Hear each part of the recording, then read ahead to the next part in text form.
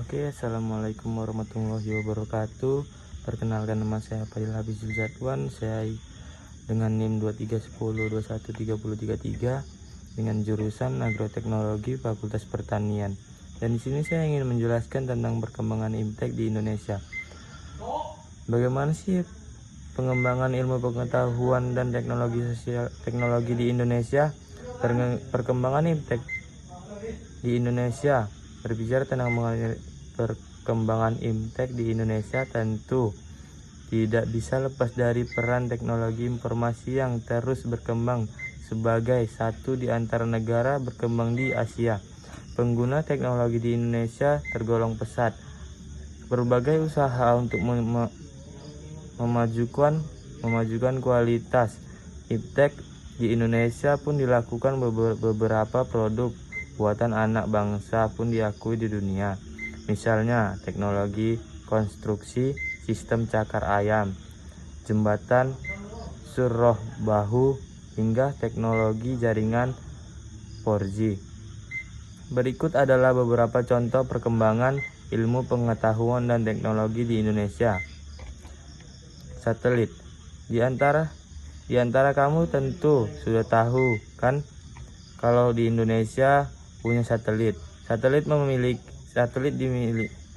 memiliki Indonesia dinamakan Sistem Komunikasi Satelit Domestik atau SKSD Palapa.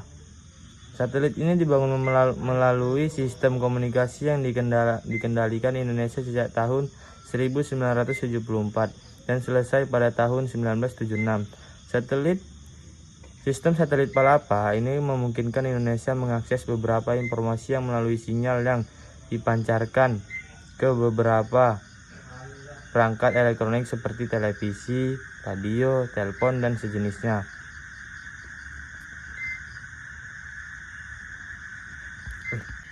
Kita juga dihadapkan dengan berbagai masalah-masalah. Nah, sekarang ini kita akan membahas beberapa masalah yang berkaitan dengan perkembangan ilmu pengetahuan dan teknologi. 1. Kebijakan yang sesuai dengan perkembangan ilmu pengetahuan dan teknologi. Kebijakan penerapan dan perkembangan perlu diarahkan untuk mencari pemecahan masalah yang sangat besar yang masih harus dihadapi dalam pembangunan jangka panjang, misalnya pengangguran, kemiskinan, pembangunan daerah-daerah yang terbelakang, dan masalah-masalah sosial lainnya. Dengan perkataan lain, IMTEK harus diarahkan kepada peningkatan kesejahteraan rakyat secara menyeluruh. Yang kedua, perlu dipikirkan strategi yang tepat, baik dalam arti prosesnya, hasilnya, maupun peran serta dari pelaku IMTEK, terutama para peneliti.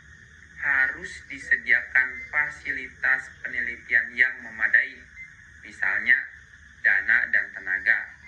Demikian pula halnya dengan optimalisasi pendayagunaan berbagai sumber daya dari hal-hal tersebut. Yang ketiga, sektor produksi. Kegiatan produksi di Indonesia baru sampai pada pemanfaatan kemajuan teknologi yang terkandung dalam berbagai peralatan yang digunakan.